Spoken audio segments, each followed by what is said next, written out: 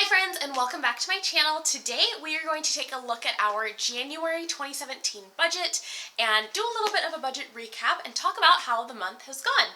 Let's go ahead and get started.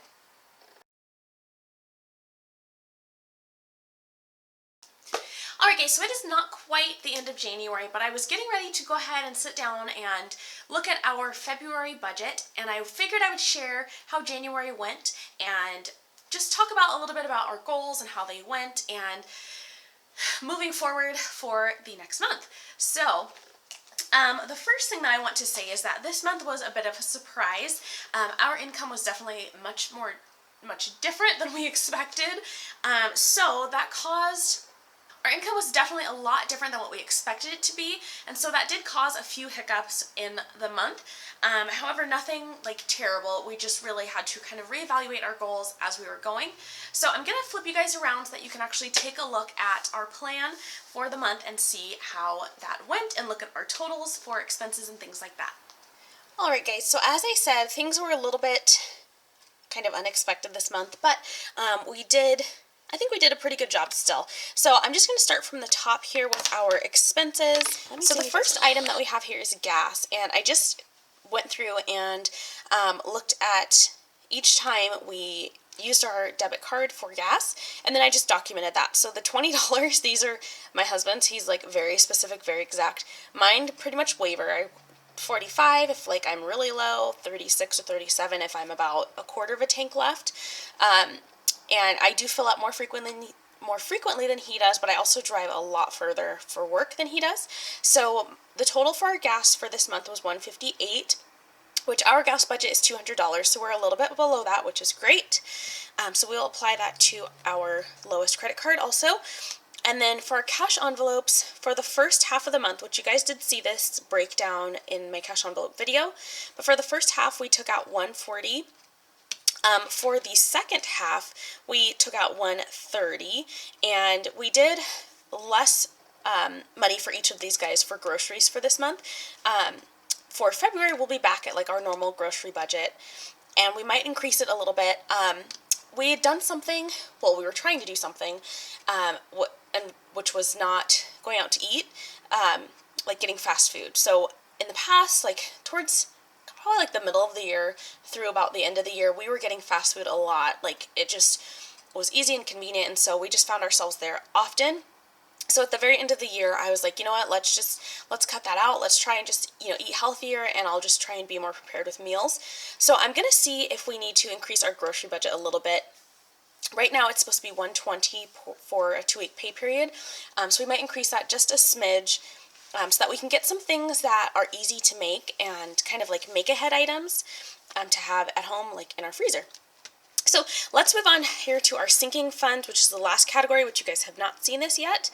So total for sinking funds for the month, we put away $270, and you'll see some of these things we did not fund this month because, like I mentioned, our income was a little bit kind of fluctuating, and I think it will mellow out probably towards the middle of February. But it's been a little bit short, so we were just kind of cutting back on some things. So we didn't do anything for our anniversary or for Christmas, which I know is like super crazy.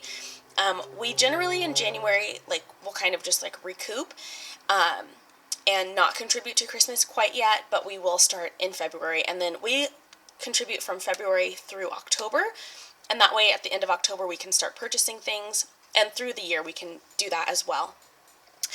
We didn't do anything towards a hair fund, which is for me. For our medical expenses, we did do $44. For our rent increase, we did $50.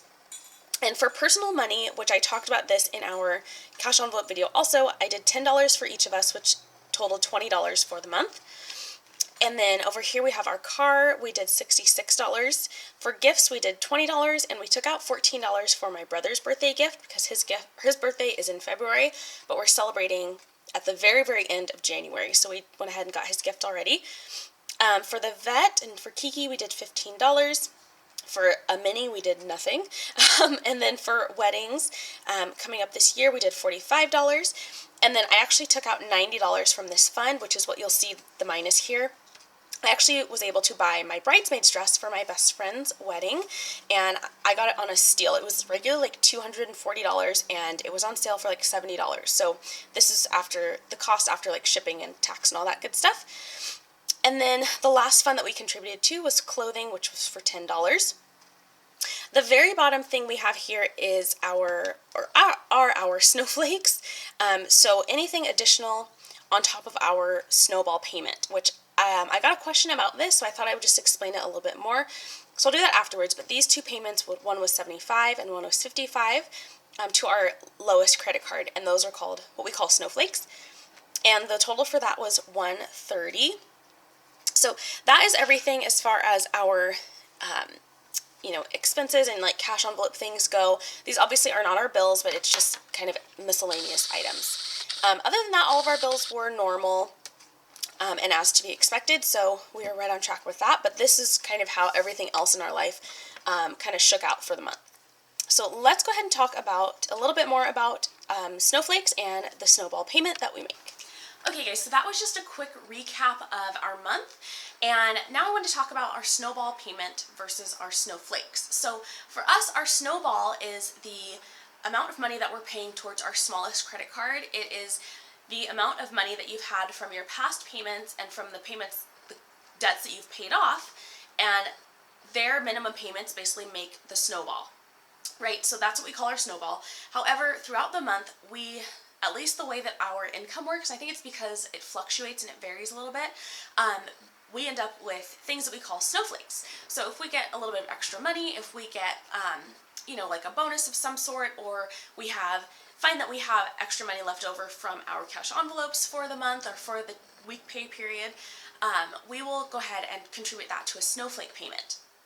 And I just call it that just because I think it's cute, and it's like a little payment. It's not a huge thing.